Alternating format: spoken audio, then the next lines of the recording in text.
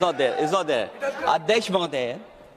अध्यक्ष महोदय अनडेमोक्रेटिक बात माननीय मंत्री जी ने कही। हो सकता है उन्होंने धर्म की बात कही हो, लेकिन पूरा देश आदि आबादी को आरक्षण चाहता है। अध्यक्ष महोदय, मैं माननीय मंत्री से जानना चाहता हूं, क्या मुस्लिम महिला आदि आबादी में नहीं आती है? नहीं होनी ना, देंगे। समाजवादी पार्टी सारी टिकटें मुस्लिम महिलाओं को दे दे, हमें कहां आपत्ति है? हमें कोई आपत्ति नहीं है। चलिए अखिलेश जी, जब पूरी डिबेट सर नहीं सर नहीं सर।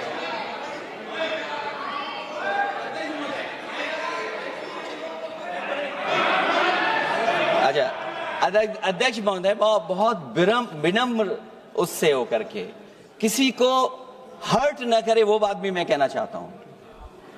अध्यक्ष महोदय, जब माननीय प्रधानमंत्री जी को पिछड़ों से वोट चाहिए था, तो माननीय प्रधानमंत्री जी अपने आप को कहा कि मैं पिछड़ी जाति से आता हूं। चलो ये नहीं, चलिए आगे बढ़िए। अब आप डिबेट मत करो ऐसे। हर हर महादेव। बजट सत्र संसद में चालू हो चुका है। 16 अप्रैल से शुरू हो गया। जिसमें महिला आरक्षण को लेकर के और परिसीमन विधायक को लेकर के चर्चा जोरों पे है, जिसमें पक्ष और विपक्ष दोनों अपनी नज़रिया, अपने पॉइंट रखते हुए नज़र आ रहे हैं। देखिए, महिला आरक्षण जो है उसका एम क्या है, उसका उद्देश्य क्या है? उसका उद्देश्य है कि महिलाओं की भागीदारी ज़्यादा से ज़्यादा बढ़ाई जाए। 33% रिजर्व सीट रखा जाए महिलाओं के लिए, जो राज्य के विधायक में, विधानसभा में और लोकसभा में दोनों जगह ये लागू होगा। तो ये महिला आरक्षण बिल जिसे नारी शक्ति बंधन अधिनियम कहा गया है। नेक्स्ट आते हैं परिसीमन विधेयक, जिसको लेकर के बहुत चर्चा गर्म है। परिसीमन का मतलब क्या होता है? परिसीमन का मतलब होता है कि राज्य के या देश के जनसंख्या के आधार पे क्षेत्र को निर्धारित की जाए और जनसंख्या के आधार पे प्रतिनिधि जो रिप्रेजेंटेटिव होते हैं उनको चयन की जाए। एक वर्ड अगर मैं इजी शब्दों में बोलूँ, जिस राज्य की जनसंख्या ज़्यादा है उस राज्य में लोकसभा में संसद और राज्य में विधायक की जनसंख्या भी ज़्यादा होगी, मतलब प्रतिनिधि ज़्यादा होंगे। समझ रहे हैं आप? जिसकी जनसंख्या ज़्यादा होगी उसके प्रतिनिधि ज़्यादा होंगे, जिसकी कम होगी उसके कम होंगे। तो सीधे तौर पे ये विपक्ष का पूरी तरीके से भारतीय जनता पार्टी पे ये है कि पूरी तरीके से एक काला कानून है, इसलिए कि बीजेपी को ज़्यादा से ज़्यादा वोट जो है वो उत्तर पट्टी राज्यों में मिलती है, हिंदी पट्टी राज्य में मिलती है, उत्तर राज्यों में मिलती है। तो वहाँ पे जनसंख्या ज़्यादा है, तो इससे लोकसभा में भी सीट बढ़ेगी और विधानसभा में सीट बढ़ेगी, जिससे डायरेक्टली बीजेपी को इससे फ़ायदा मिलेगा। लेकिन वहीं पे अगर बात की जाए, दक्षिण भारत में जनसंख्या कम है, इस वजह से जो सीट है वो भी कम रहेगी। लेकिन हाँ, उससे पहले मैं बात कर दूं कि जैसे 543 सीट लोकसभा में फिक्स थी, अब इसको बढ़ा करके 850 सीट कर दी गई है। इसको दक्षिण भारत के जो MK स्टालिन हैं, जो तमिलनाडु के CM हैं, उनका कहना है कि ये काला कानून है, इसमें पूरी तरीके से भेदभाव किया गया है।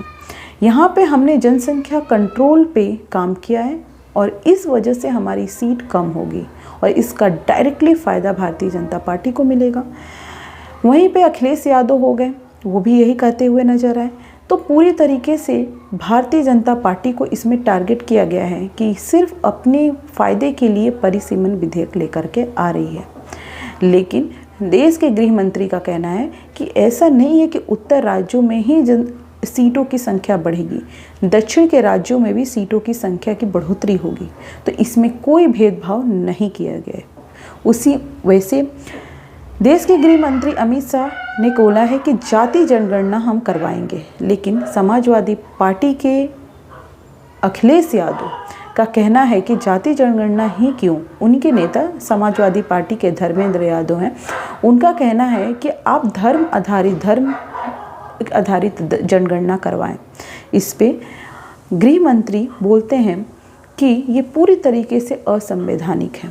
वहीं पे समाजवादी पार्टी भी ये बोल रही है कि मुस्लिम महिलाओं के प्रतिनिधित्व को, मुस्लिम महिलाओं को भी अलग से आरक्षण दी जाए, जो कि ये गैर संवैधानिक है। तो इस पे अमित शाह का कहना था कि अगर आपको इतनी ही मुस्लिमों की चिंता है तो आप पूरी की पूरी जितनी भी आपकी टिकट है वो पूरे मुसलमान को दे दीजिए, मुस्लिम समाज को दे दीजिए, हमें कोई आपत्ति इससे नहीं है। वहीं पे प्रियंका गांधी ने गृह मंत्री को ये बोला कि अगर चाणक्य रहते तो वो भी इनसे शर्मिंदा हो जाते कि क्या चाणक्यगिरी की गई है। ये पूरी तरीके से राजनीति की बू आ रही है, ऐसा परिसीमन विधेयक पे प्रियंका गांधी ने कहा। उन्होंने साथ में ये भी बोला कि अगर ये विधेयक लाना है तो क्यों नहीं पहले जाति जनगणना की जाए, फिर इस बेसिस पे ये विधेयक लाए जाए। तो प्रियंका गांधी भी पूरी तरीके से परिसीमन विधेयक का विरोध करते हुए नजर आई। उसके अलावा बात करूँ मैं तो सीधे तौर पे परिसीमन एक तरीके का बोल सकते हैं कि सीटों की संख्या लोकसभा और राज्य की विधानसभा में पूरी तरीके से इससे बढ़ेगी, लेकिन हाँ, इससे क्या फ़ायदा मिल रहा है, किसको नुकसान मिल रहा है, वो आगे देखने को इससे मिलेगा। नेक्स्ट आते हैं, नेक्स्ट केरला स्टोरी, जो आप जानते ही होंगे। केरला स्टोरी बहुत लोग बोलते थे कि ये फेक है, ये गलत है, ये सारी चीज़ें, लेकिन नासिक में TCS कंपनी में जो धर्मांतरण का काम चला है उसे सीधे तौर पे बोल सकते हैं कि हाँ, ऐसी भी ग्राउंड पे चीज़ें हो रही है जो दिखाता है कि हमारे समाज में बहुत सारे मुस्लिम लोग हैं जो ऐसी धर्मांतरण का काम करवाते हुए दिख सकते हैं। नेक्स्ट आते हैं डाकिया डाक लाया। जी हाँ, आसिम मुनीर जो पूरी तरीके से US का डाक का काम कर रहे हैं, जो तेहरान पहुंच चुके हैं, ईरान के विदेश मंत्री से मिले हैं।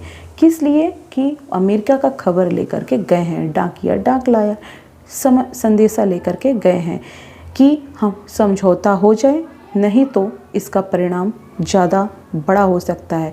ये अमेरिका का संदेश है ईरान को, जो आसिम मुनीर लेकर के गए हैं। तो ये एक तरीके से पूरी तरीके से डाकिया का काम कर रहे हैं। ऐसा नहीं है कि बहुत बड़ा उनका रोल हो रहा है, रोल प्ले कर रहे हैं, ये पूरी तरीके से इस मैसेंजर का काम कर रहे हैं। देखते हैं, तो ऐसे ताज़ा तरीन खबरों को देखते रहिए। मेरे चैनल को जरूर से जरूर सब्सक्राइब करिए।